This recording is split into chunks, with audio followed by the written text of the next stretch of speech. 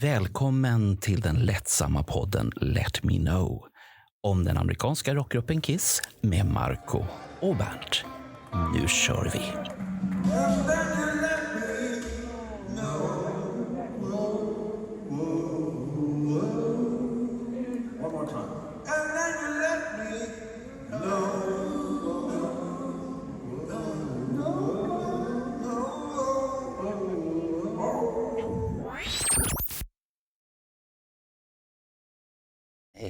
Tvärsom. Okay. Jag ska dricka mer om en stund. Okej, det är bra. Välkommen. För att vi har en jättehäftig gäst här idag. Och det är ju Niklas Olsson. Det ser ju alla. Och alla vi borde veta i Sverige vem det är. Men Presidente. Eller president då, ja. Som alla kallar honom. Men varför han är här är för att han är ju Mr 203. Han är bäst i Sverige, eller? Han är bäst i Sverige. På många saker. Bäst i test och alltihopa. Så att han har sett. Men vi hade lite försnack här, så säger han att det borde kanske vara 205. Beroende på hur man räknar. Och det kanske vi får på historiens väg här, varför det skulle vara så. Men han är ju Mr 203. Så välkommen Niklas. Tack så mycket. Kul att vara här. Ja. Var började hela den här resan? Den började 20 november 83 i Malmö. Och Liket Aftonen. Okej. Yes. Vilken sida stod du då på? Stod på Jeans sidan. Jaha, det förstod man ju direkt att det skulle vara på. Vi hade sittplatser, men på den tiden kunde det faktiskt gå ner också. Så att vi såg Helix från sidan och då var vi på den andra sidan. Och sen gick vi ner och gick över på Jeans sida. Så att, du stannade inte på Vinnys sida som Bernt? Nej, Winnie var överallt. Såg du om Bernt stod där nere? Du visste kanske inte vem det var då? Men jag tror inte Bernt var i Malmö, eller? Nej, jag var i Malmö. Du var aldrig i Malmö? Du var bara i Göteborg då? Nej, herregud. Jag var i Bryssel, Stockholm, Helsingfors och den fantastiska spelningen i Uleåborg. Så Sveriges baksida dök inte för dig? Nej, det ser man. Jag vet inte. Men vi ska göra lite annat spår här, Bernt. Du pratar alltid om Uleåborg. Ja. Jag har också varit på konsert i Uleåborg. Ja, hur var det? 2001 var jag där. Vi körde Rat, Dio och Alice Cooper. Var du i Uleåborg då? Yes. I ishallen? Nej, det var en inomhus go-kartshall eller något sånt där. Okej. Jag kan säga att ishallen var inte så mycket att komma med det heller, men var det den där turnén som jag hade gjort, den där förskräckliga rat-t-shirten? Ja, det var det. Ja. När på året var konserten? Detta var i början av maj månad. Vi spelade på Hovet i den 30 april. Och sen gick turnén uppåt. Så att, ja. Det är lite intressant det här med Uleåborg rent allmänt, för att den här ishallen som jag har pratat om i tid och otid, den användes inte i så himla många år, och det är inte så himla många lokala promoters som finns i Uleåborg som liksom vill dra något band uppåt, så att jag är ju imponerad över att det faktiskt har fortsatt, och med så pass duktigt folk som ni i alla fall hade med. Ja, men det var väl för att turnén gick upp genom norra Sverige och så gick det över och sen ner till Helsingfors efteråt. Så att, Nej, men nu lämnar vi Uleåborg. Nu lämnar vi det i alla fall. Jag började där. Jag pratar gärna. Det började där, ja. Jag skulle säga att jag pratar gärna fler gånger om Uleåborg med dig. Vi kan ha så här Uleåborg special. Ja, men det kan vi ha. Ja. Ett Uleåborg special. Okay. Ja. Det är du, Marco. Det vill du vara med om. Väldigt suspekt det där Uleåborg special. Ja. Okay. Nej, men så det var ju den spelningen, men det roliga efteråt, om man ska vara riktigt ärlig, så Malmö, jag bodde i Glömsö på den tiden, så Malmö var ungefär 6-7 mil från mig.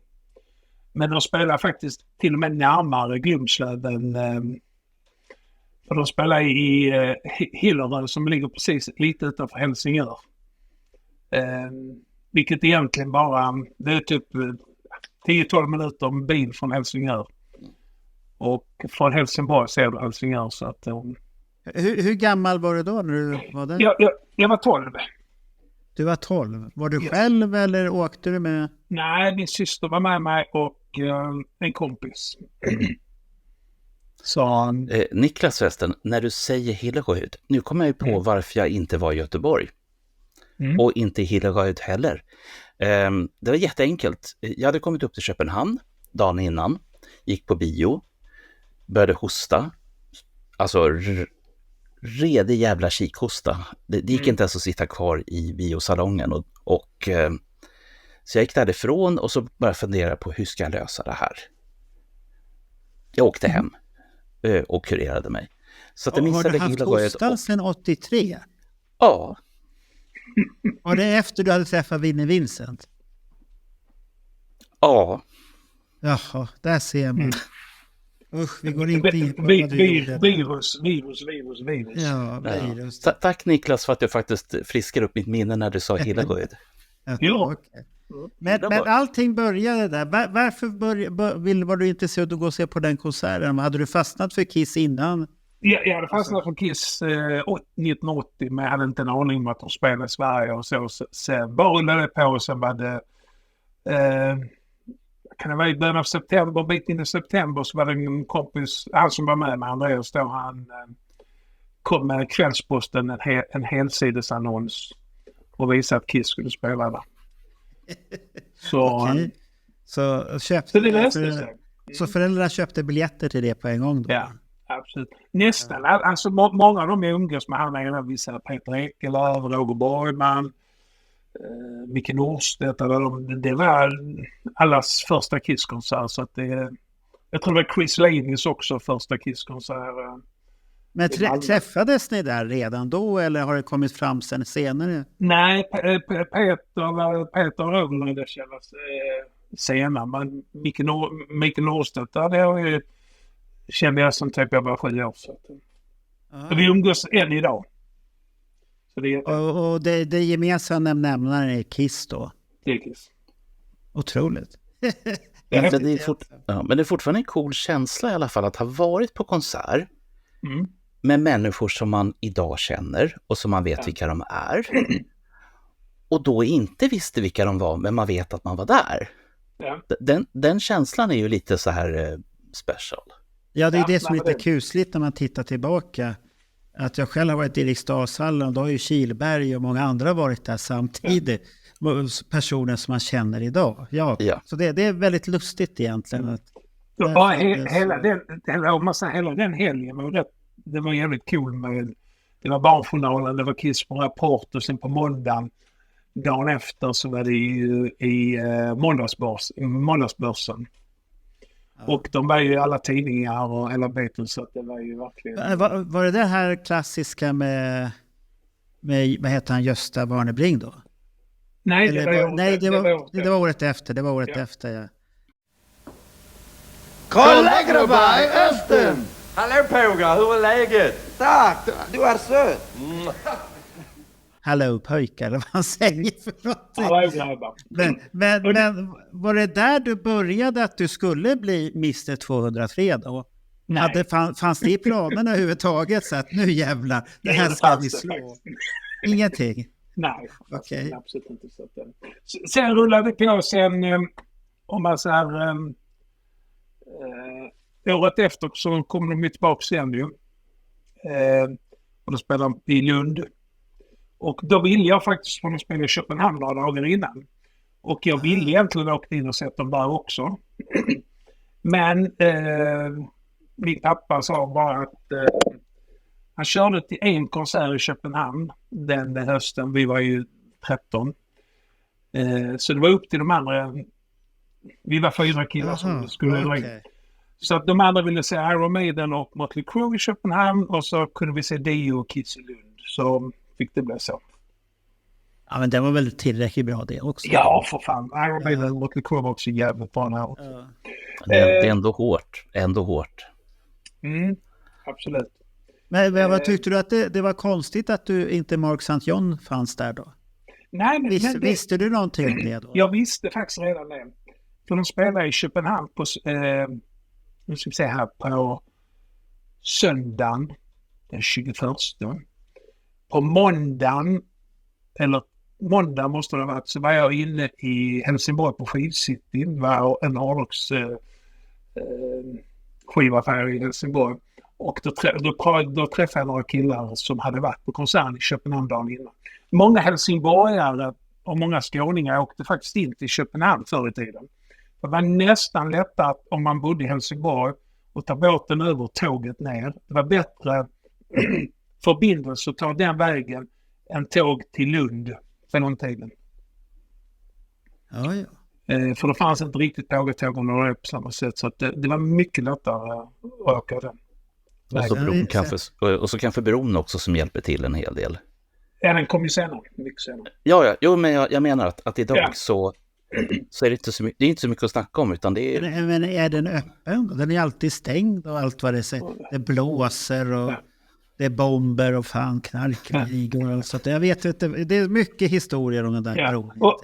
Och då vet jag att jag frågade om Bruce, om det var Mark St. Johns spel eller nej, det var ju stand-in. Var det kom jag för mig att Aftonbladet hade något reportage om Kiss från Wembley Arena i London också, några veckor innan. Okay. Att de behövde titta på det. Så det har kommit den vägen. Konserten i Lund, jätteliten. Olympen, det vet Bernt. Jajamän, jag har ju varit i varenda omklädningsrum. Varenda bit som på något sätt symboliserade Kiss 1984. Det har jag fått se, men var det den här lite senare. Söndagar med Peter Eklöf och Niklas? Ja. De drog, du hade aldrig träffat Peter Eklöf innan det? Nej. Okay. Det var knappt att jag hade träffat Niklas heller. Men under den helgen som jag var i Ängelholm, Helsingborg, Köpenhamn gjorde jag också. För där spelade jag in lite grejer till en annan band på söndagarna. Fortfarande en del grejer som är ovisade. KB-hallen har jag varit inne och härjat i. Det finns mycket du får släppa sånt här öppet arkiv. Men på söndagar öppet arkiv. Det får du släppa ut. Ja. Om jag får bara säga det, att det jag har förstått nu, så ska ju Peter Eklöf ha bjudit in Alex för sin 74-föredrag. Men sen skulle ni ju gå och titta på Lund. Det här Olympen där, eller någonting ni skulle gå runt och titta på där. Det blev ett stugbesök där ute innan. Ja. Och sen in till Lund och Alex föreläsning sen. Ja, jag tyckte det var riktigt häftigt. Ja, faktiskt. Är det hans, den här guidningsgrejen han håller på? Ja, fun trip. Varför har han öppnat det? Är det ett intresse han har för det? Det är ett intresse han har hållit på i ett par år nu. Ja. Jag reser lite överallt. Sen var jag lite fascinerad när jag såg att det fanns en bunkerresa till Danmark där samtidigt också. Jag tyckte, det var så här, han är intresserad utav sånt också. Så det var det så här, det var ju synd att det är synd att det är så långt ner bara. Det är lite, annars hade jag bokat in mig direkt och fått gå. Jag har ju lite nyfiken fråga som egentligen jag borde ge Ekelöf. För att när vi var runt efter Alex föreläsning i Ängelholm och du Niklas och Peter vördsamt tog med mig till Lunds Mecka. Så ni var ju lite sådär fundersamma, kan man verkligen gå in på, för det är ett gym numera, kan man verkligen gå in där? Ja, så det kan man. Men man kan inte filma, jo så det kan man visst det. Så, filma på nu. Och det är väl en sak, om man är 3 stycken farbröder i lämplig ålder så kommer in och tittar på jättekonstiga saker som murstockar och bärande väggar och annat kul. Men vad händer nu ifall det kommer 1000 eller 100 åtminstone Alex Bergdahl-lärjungar och bara stormar in på gymmet? Han har gjort upp med gymmet, så de vet ju om att vi kommer att öppna upp. De har öppet Okej, så- för en speciell visning då. Okej, Ingen så får gymma då. Ja, så 100 pers bara väller in genom den där lilla dörren. Alltså, det är ju nästan värt att åka ner och se. Det kan jag ju säga. Ja, men det är en rolig idé tycker jag att man Ja, har det. absolut. Jag tycker det är häftig idé. Men när du ändå hade sett den där spelningen, var det där blodade tanden kom att nu måste jag bäst följa Kiss, eller när slog det? Nej, men det var nog att man såg konserter överhuvudtaget. För den hösten så var det jättemycket spelningar. Vi fick ju inte alla spelningar i Lund. En del fick man åka till Köpenhamn. Och en del band stannade varken till i Köpenhamn eller Lund, utan de var i Göteborg och Stockholm. Vilka av de här klassiska banden har du sett där nere som jag menar Accept och liknande? Accept, Twisted, Motley, Europe, Dio, AC/DC, Iron Maiden, Metallica, Wasp, Anthrax, Vilka Metallica-turné såg du där då? Master of Puppets. Oj! Han spelade bara sen 2 gig till Oslo och Stockholm. Och Stockholm, ja. Ja. Nej, men man såg mycket i Köpenhamn, även på 80-talet sen också. Så att, Så det var inte bara Kiss som gällde för dig? Du käkade mesta? För du var ju hårfager på den tiden. Hårdrockare med krulligt hår, långt krulligt hår har jag sett på bilderna. Var du en sån där tjejmagnet på den tiden? Ja. Vad var det här? Var lite rörd? Alltså, jag föreställer mig den här bilden nu. För ni ska veta, kära tittare och lyssnare, att Niklas Olsson är inte den kortaste mannen i världshistorien. Han är precis som Daniel Westman. Ungefär så ser det ut. Ja, här har du. Titta. Så ska det se ut, ja. Ja. Fast det där var ju väldigt märkligt. Då måste de ha... Nu ska vi se, jag ska avsluta meningen och så ska jag ställa frågan. Så det blir rätt ordning här. Nej, men varken Daniel Westman eller både Daniel Westman och Niklas Olsson måste jag fysiskt se upp till. Inte bara mentalt och bildligt, utan man får stå så här och säga, hej Niklas. Men jag undrar då, med tanke på den otroligt tjusiga affischen som du hör upp, satte ner Carl på en låda? För så där lång kan inte han vara jämfört med dig. Nej, jag böjde mig. Ja, men han böjde ju sig så här. Såg du inte det? Han var böjd. Då tar vi upp den igen. Här blir det önskarepris. Jaha, nu vill han se igen. Ja, kolla. Ja, lite böjning på den. Ja, jag tror att Eric Carr står på en låda där. Jag är säker på det. Ja, han var kort, men inte så jävla kort. Eric Singer har ju stått på låda. Bredvid dig? Ja. Nej, men på foto. Och meet and greet-fotona. Och hur högt kom han då upp till dig? Hit eller? Nej. Fast han stod på låda? Ja, typiskt. Ja, stackarn. Han är väl kortare än Eric Carr, har jag för mig. Ja, men det måste han ha. Ja, jag har för mig att han är... Marco, du får fråga fanklubbspresidenten. Han kanske vet. Han känner den ena och kände den andra. Så att det stämmer. Men så att du fick blodad tand där. Jag fick blodad tand där, ja. Din resa mot 203 börjar. Men du är fortfarande på spelningar i Sverige och sen i Danmark där som var en förort till Malmö då, kan vi säga då, eller eller det kanske är tvärtom, att Malmö är en förort till Köpenhamn. Ja, det får man ju säga. Okej, det får man säga. Det får man ju säga. Nej, men Kiss kom ju inte på ett par år heller, va? De var inte tillbaka från 88 och då såg jag 5 spelningar med dem. Redan på våren var jag faktiskt över så Ace i London. Han gjorde en spelning med Fretless Comet här.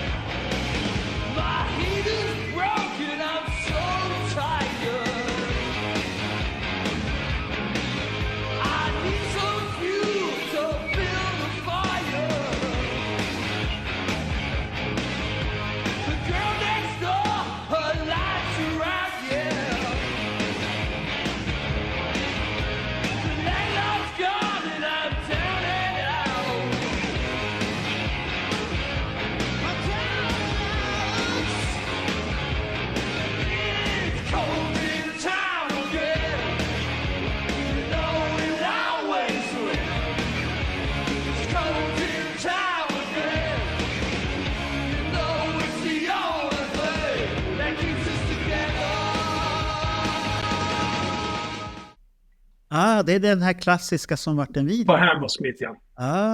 Du var Så där. jag var där. 17, jag skulle fylla 17 några veckor senare efter, så jag var bara 16 år.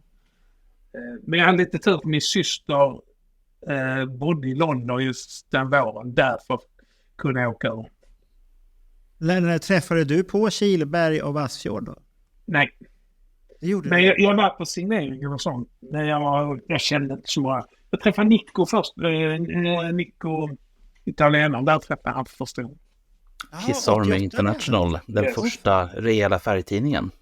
Ja. Och färgfan, kan man säga det? Färgfanklubben. Jävlar vad stort det var. Ja, det var häftigt. Och, han och du följdes ju åt rätt så bra därför. Absolut.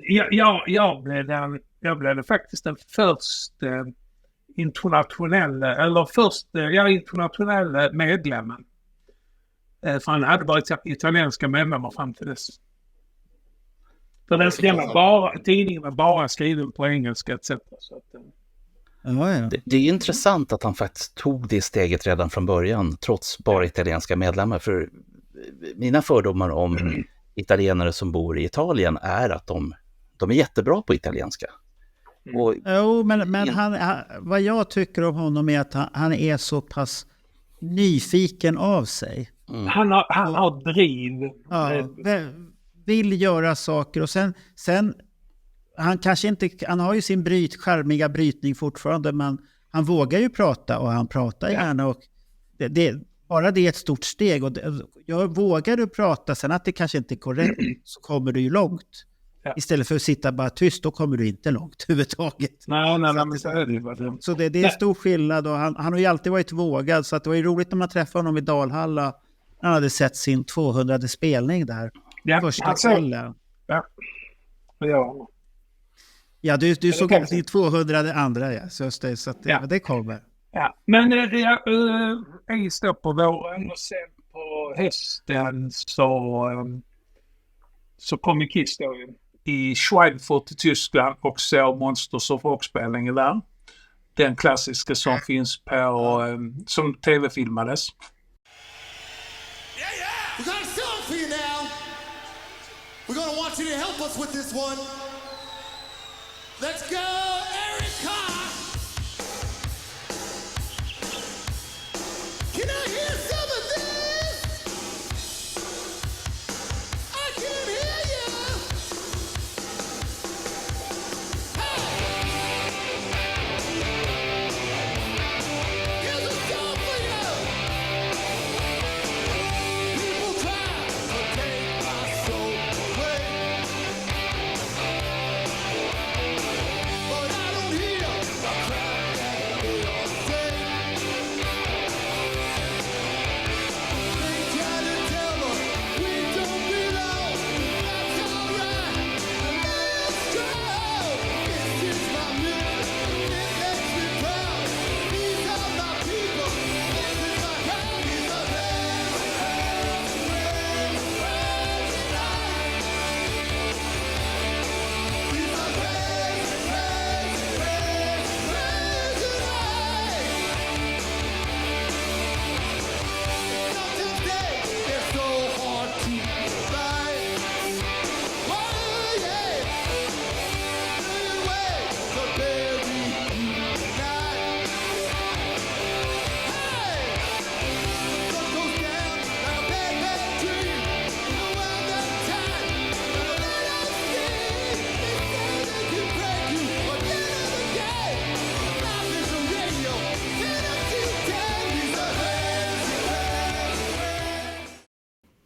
Den var nere på och sen blev det ju då Köpenhamn, Göteborg, Stockholm och Lillestrøm i Norge. Ja. Norge.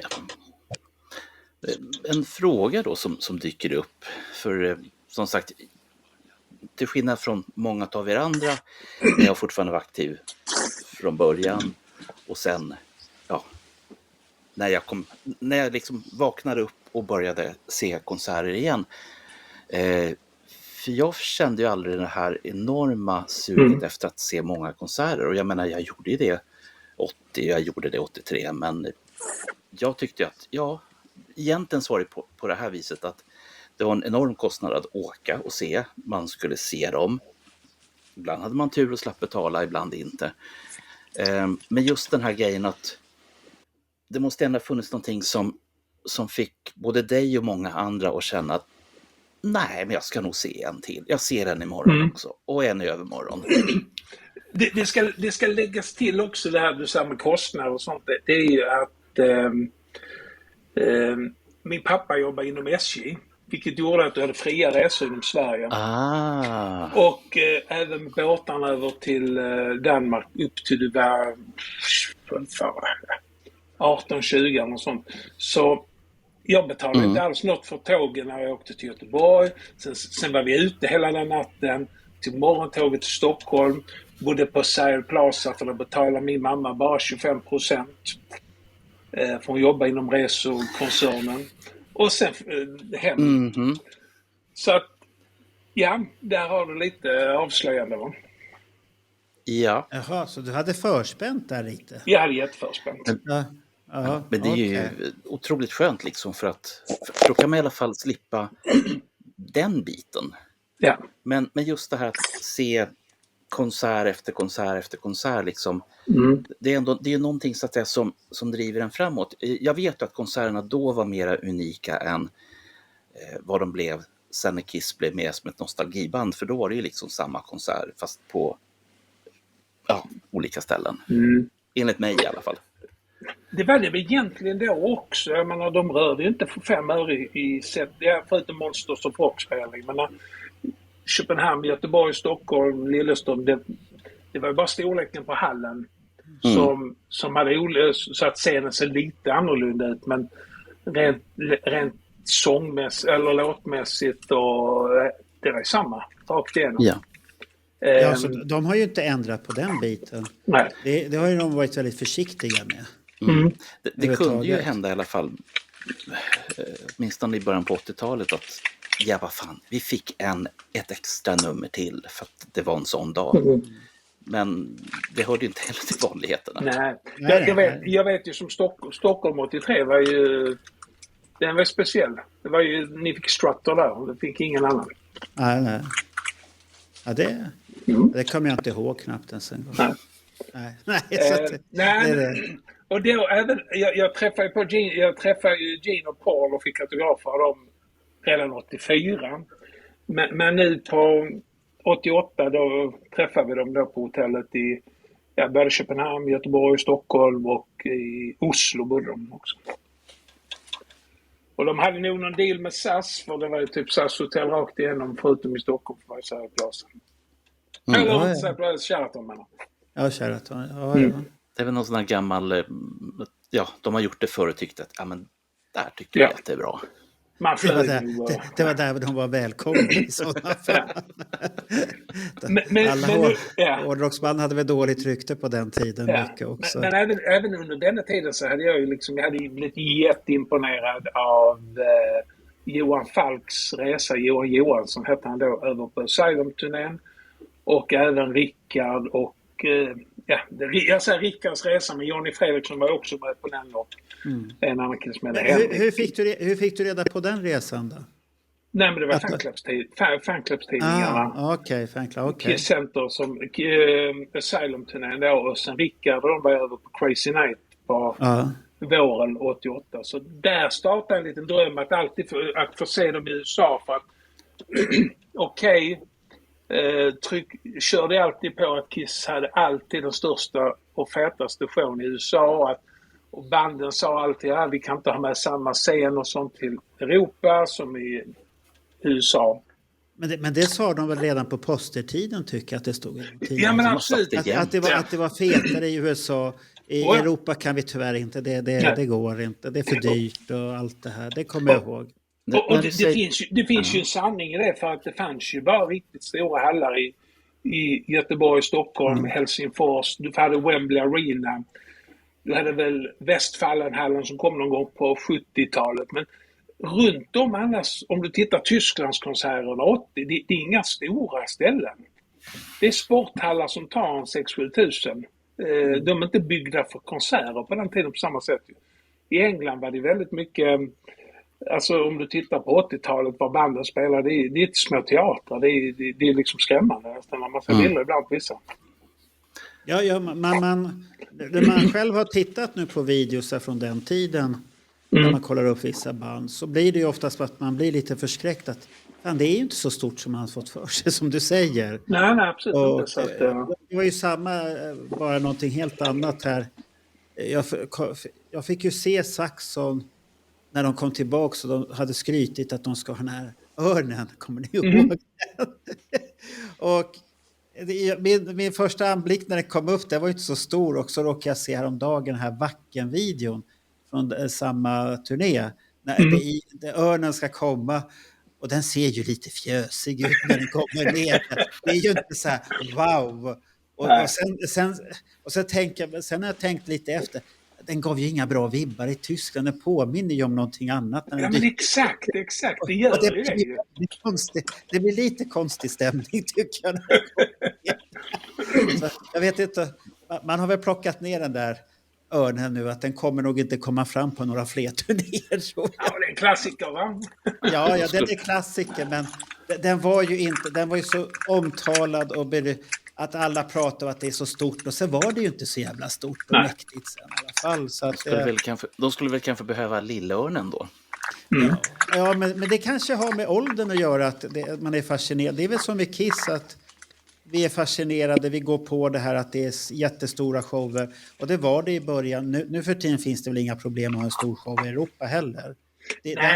Det handlar ju bara om pengar egentligen. Är det värt? Det är väl uppfinningsrikedom också. Det är väl uppfinningsrikedom också hur det är med hallar och sånt där. För att jag är ett par år äldre än er.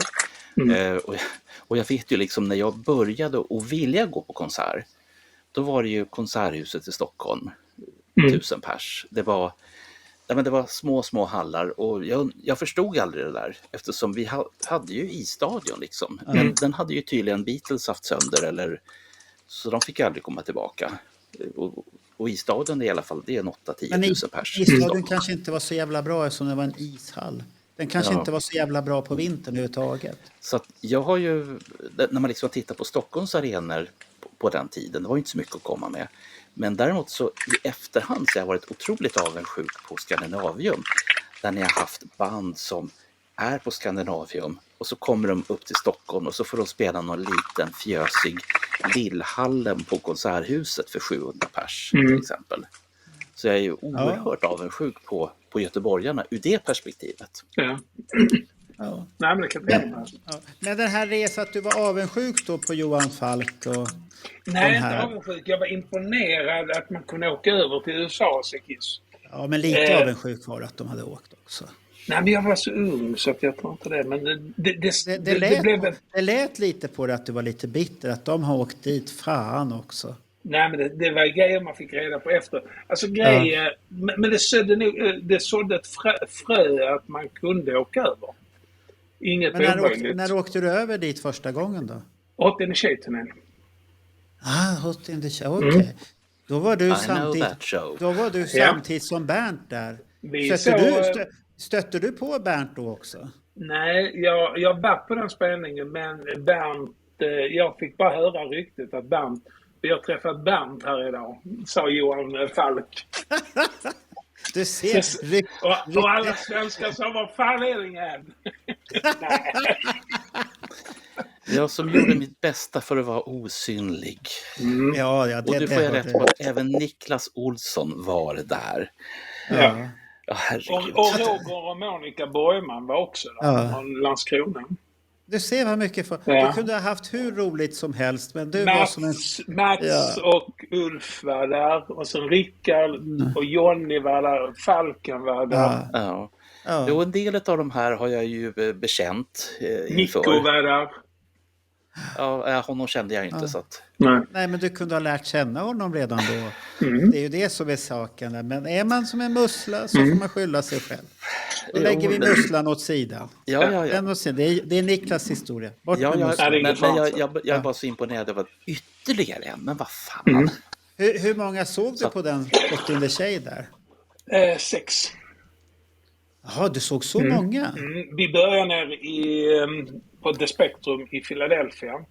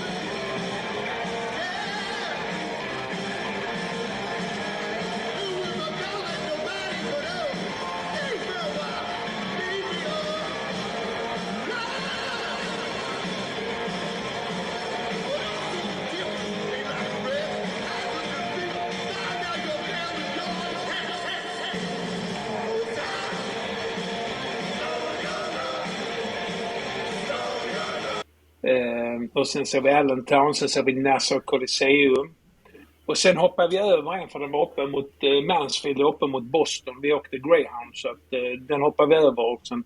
Så nästa blev Meadowlands Arena, som är precis 20 minuter, ungefär 20-25 minuter från Madison Square Garden, fast på New Jersey-sidan.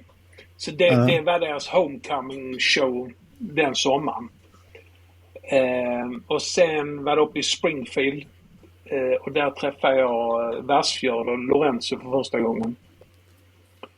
Ja, just det, de åkte ju tillsammans där. Ja, just där det. stötte vi på dem första gången. Och sen åkte Paul, sen var tanken att sen åkte Paul ner på, han skulle hem till New York och fira 4th of July, 4 juli, nationaldagen. Och det var då han var i en krock. Så spelningen den 5 juli i New Haven ställdes in. Och det var så jävla coolt, för att vi bodde i Springfield och skulle åka ner till New Haven den 4 juli. Så vi checkade ut från vårt hotell på morgonen där dagen efter spelningen. Så sa vi, innan vi skulle ta någon Greyhounds, innan vi åker ner till New Haven, vi går över, för Kiss bodde rakt över gatan på det andra hotellet. Vi går över och kollar om vi kan se någon. Och då träffade vi först Eric Carr och stod flabbar med han, så sa han, åk inte till New Haven, den är inställd. Och sen kom Bruce även ner en runda, och så vi åkte inte dit, vi checkade in på Kiss Hotel istället. Så bodde vi där. Ja. Förklarar de varför för er? Varför ni inte skulle åka på den? Nej, jag kommer faktiskt inte ihåg varför, om de gjorde det. Jag är inte 100 på det. Sen var det en spelning dagen innan Albany uppe i Portland. Och vi som kan USAs karta, så vet vi att den ligger långt, långt upp i hörnan. Så att den hoppade vi och åkte faktiskt till Albany. Så vi kom vi kom dit den 6. Och det är också en sån här grej, vi checkar in på hotellet. Och så ska vi åka hissen upp, och ut ur hissen kommer Alana Miles, som var jättestor då. Men hon var ju jätteinne med Black Velvet. Jaha, det var... Ja. Okej. Vi åker upp hissen.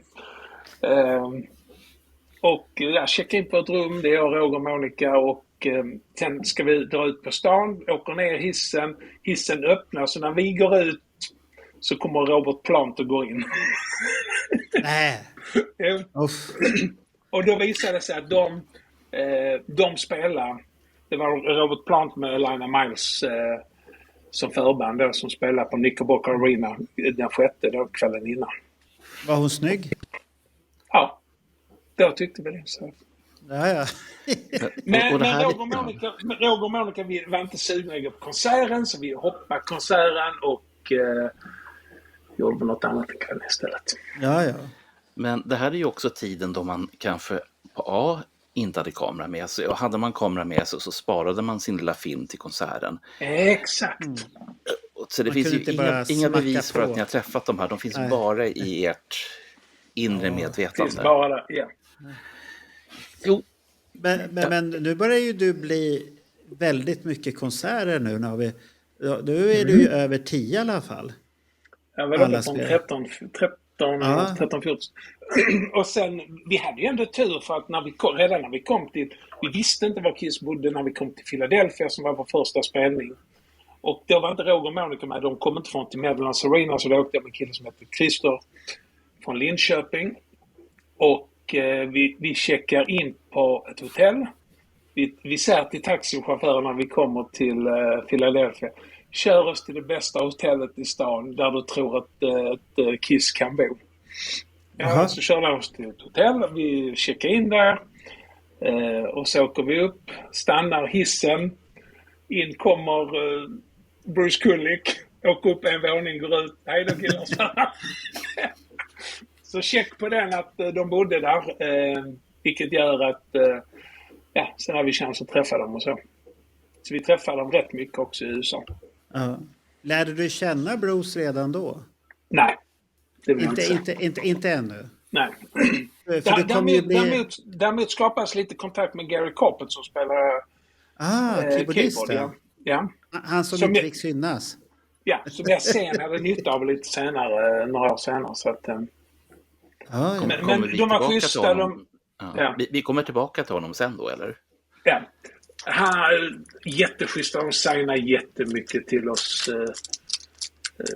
Jag tror vi hade 10-15 plattor var som Eric stod signat till oss och grejer. Så att, det var häftigt. Det var roliga tider.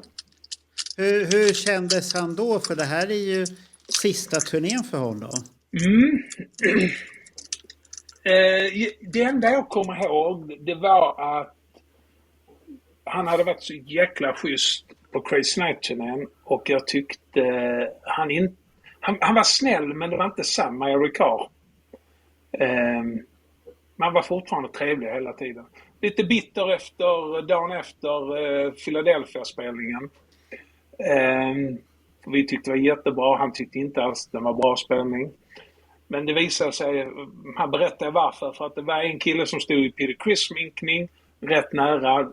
I USA så kan du stå, så har du raderna, du står där nere. Och han i Peter Criss-sminkning hade stått och tittat på Eric hela spelningen, bara psykat han. Sa Eric. Men jag tror också Eric hade det här dåliga självförtroendet och inbillade sig saker. Ja. Men du märkte inte av att han håller på att bli sjuk eller något? Nej, det Nej, märktes inget sånt. Nej, för det kom bara helt plötsligt alltihopa det där. Ja, det är tragiskt. Det är ett tragiskt kapitel, det tycker jag. Ja, nej, så vi såg de spelningarna. Sen blev det inte från Revenge-turnén våren 92.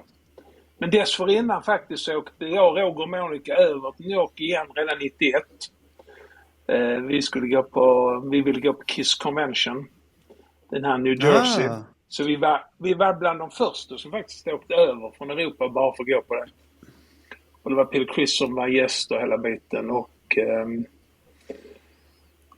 skapade jättemycket kontakter och gjorde det. Och då skrev vi bland annat på den här, även om ni har sett den här stort kort som fick signeras som sen de körde upp till Eric Carr med på sjukhuset. Aha, det har florerat lite sådana bilder från hans sjukhussäng när han sitter med den. Den signar vi oss. Sen våren 92, i april 92, så åkte vi över igen på Kiss Convention. Och då fick jag med mig Nick och Gerhard Wimmer också. Och och jag hade en kompis som hette Frank Hagen som hade Kiss Mask däröver. Så Gilla Kassetter, alla de var också där. De var ju med sen redan Hot in the Shade-turnén lärde känna.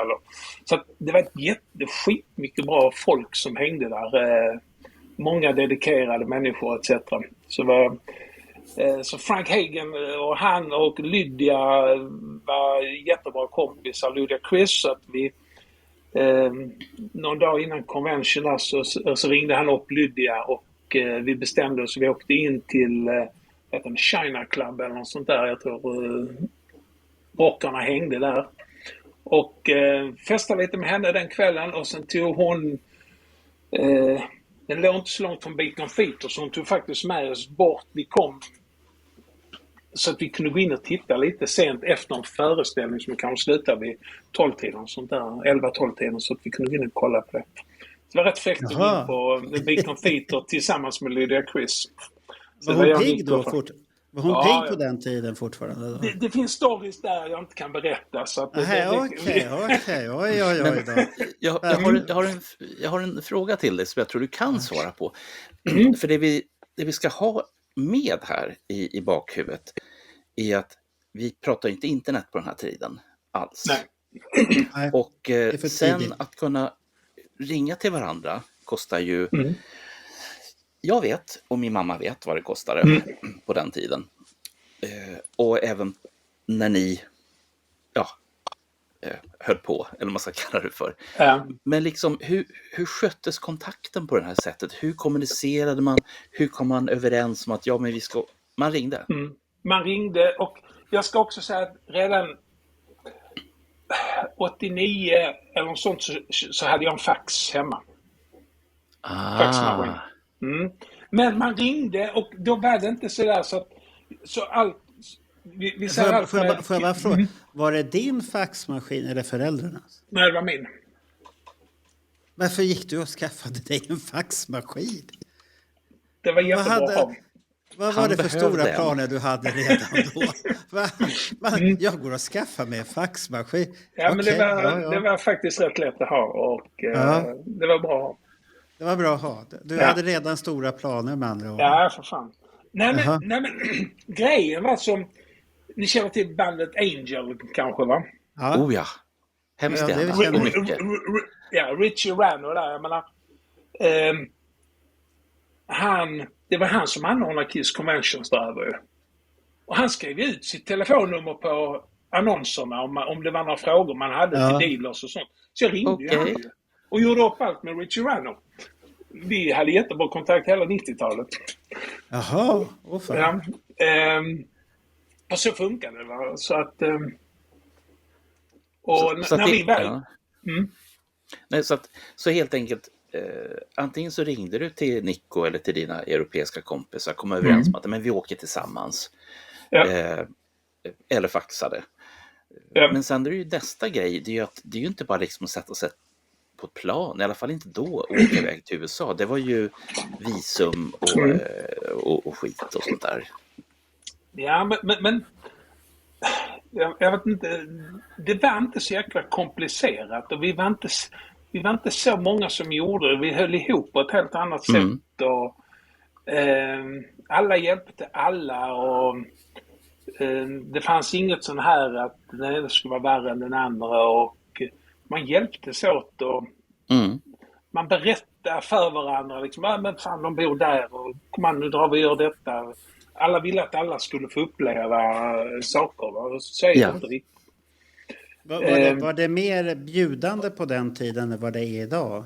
Att nu är det mer slutet? Det är mer slutet idag. Men jag tror också det har med att det är så jättemånga som åker runt. Då var det inte många som åkte runt, va? Nej, okej.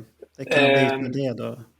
Ja, men absolut. Det var inte så många som var över på Hot in the Shade. Jag vet några till som var över, men så jäkla många var det inte, va? Och då, återigen, så sen Nico, han säger där på morgonen på convention-dagen, så vad fan, han hade Gary Corpets telefonnummer, så han ringde till Gary Corpet och så Gary hade egentligen inte plan på att komma över, men han kom över och hängde med oss. den dagen också. Så det var kul. Och någon månad senare så hade jag ju nytta av det, för då kom de ju till England och var Gary med där också. Ja. Så om vi hoppar convention där och sen var Kiss, Eric Carr hade tragiskt gått bort, Eric Singer var inne i bandet. Ja, vi kanske ska hoppa tillbaks lite där, för att hösten 91 så träffade jag Eric Singer första gången också. Han var här med Alice Cooper, det var några veckor innan Eric Carr dog faktiskt. Vi såg Alice Cooper i Lund, och efter spelningen visste vi att de bodde nere i Malmö. Så vi körde ner där, vi var kanske 15 man utanför och väntade på Alice Coopers buss skulle komma. Och alla ville ha Alice Cooper bara, men jag ville bara träffa Eric Singer. Inte Alice? Alice. Jag vill träffa Eric Singer för han spelar. Ja, jag vet. Okej. Sen har jag träffat Alice så mycket efter det. Men hur som helst, jag vill träffa Eric Singer och ha lite grejer signerade från Pauls soloturné. Och Eric bara, vad fan, han blev lite överraskad att någon ville bara träffa han. Att det var någon som brydde sig om honom. Exakt! Och han var en så jäkla lumpsamlare på den tiden. Det var han hela 90-talet. Vet, allt som var gratis backstage och sånt plockade han åt sig, som gick att sälja och whatever. Jag vet inte. Så han sa, vad fan, häng med in på hotellet. Jag vill inte stå här ute och signera. Så häng med in. Så han gick in och satt och säkert in 10 minuter, en kvart och senare och det. Så var det en bootlegplatta som heter Starry Eye med Paul Stanley soloturné, och fan, sa han, den vill jag ha, den har jag inte. Så nej, men du kan inte få den, sa jag, för att den var redan signad av Gary Corpet och Paul Stanley. Så jag, ge mig din adress och ska jag fixa den till det. Ja, men så han, du kan inte komma till Göteborg. De skulle spela på Skandinavien några dagar senare för att skriva upp det för backstage och sånt. Nej, så det hinner inte tyvärr. Nej, men här får du min hemadress. Så att, där fick jag hans hemadress. Ett par veckor senare var han en officiell medlem i Kiss. Och innan dess han Starry Eye-plattan dimpa ner hemma hos han också. Så bygger man kontakter alltså? Ja, det där var ju väldigt förutseende. Och var den här blivande El Presidento som var framme där och tänkte till lite? Och sen kom ännu mer, det är så mycket sammanträffande egentligen i början där som har byggt upp det. För sen var tanken att jag och Rickard skulle åka på Englandsturnén. Det var 8 spelningar. Jag och Rickard Göransson då, som var också väldigt het inom fanklubbar och sånt. Var det Revenge-turnén då? Revenge-turnén. Rickard gick och fick någon typ av benbrott och sånt på, jag tror det var hösten 91. Han spelar någon sån här, fan heter det sånt, fotboll när du spelar med företag och sånt. Korpen. Ja, korpen, okej. Men sen fick han någon sjukhussjuka, så att det tog han nog 2-3 år innan han blev frisk. Någorlunda frisk i benet. Jag tror inte han är ens riktigt frisk idag. Jag vet att han kan inte belasta med allting och etc. Och sen sa han att jag har en tysk kompis som vill åka med också. Så det blev vi 3. Han heter Frank Sönnevall. Han har ingen att åka med. Han säger, fan det är coolt. Jag har sett hans foto, sa jag. Han hade haft foto med lite fanklubbstidningar från olika turnéer han hade varit där. Så att jag kände igen hans namn. Han sa, men det är coolt. Så 2 veckor innan Englandsturnén så ringer Rickard och säger att läkaren får typ, jag kan inte åka på Englandsturnén, så att du får Franks nummer här, han vet om det, så jag har pratat med Frank och ni två får åka ihop, alltså. Så jag ringde Frank och hej, jag heter Niklas, vi ska åka på Englandsturnén tillsammans. Så att, men du lärde känna Frank till Revenge-turnén alltså? Ja, så Frank, så att han kom till Glasgow som var där premiären skulle vara. Vi kom dit 2 dagar innan, så nu Ja. typ 14 maj eller något sånt där. Landade hyfsat tidigt. Han landade en timme innan. Han sa bara, ja, men jag väntar på vad heter det, flygplatsen på det. Vi hade väl bestämt typ, jag har en Kiss-tröja på mig så att vi visste inte hur vi såg ut. Nej, för den tiden hade man inga bilder. Nej, ja, det var något sånt där, eller jag kommer inte ihåg, eller en grön tröja eller whatever. Jag är lång och har Kiss-tröja. Ja, lång, snygg och Kiss-tröja. Nej, men och sen stack vi till hotellet och sen började vi prata som attan på vägen, och det visade sig han var jättebra kompis med Gary Corpet också. Och John Hart, och hans syster hade ju haft lite dating med Bruce Kulick, ja. Nu måste jag bara fråga en fråga här. Är det hon som är med på en video? Med Vanessa, eller? Nej, på den här videon från Unplugged, när de står bakom och sen ska de gå in på scen. Så står det... Nej, hon är jättelik, och hon är bredvid Bruce hela tiden. Okej. För hon var fruktansvärt lik, tyckte jag.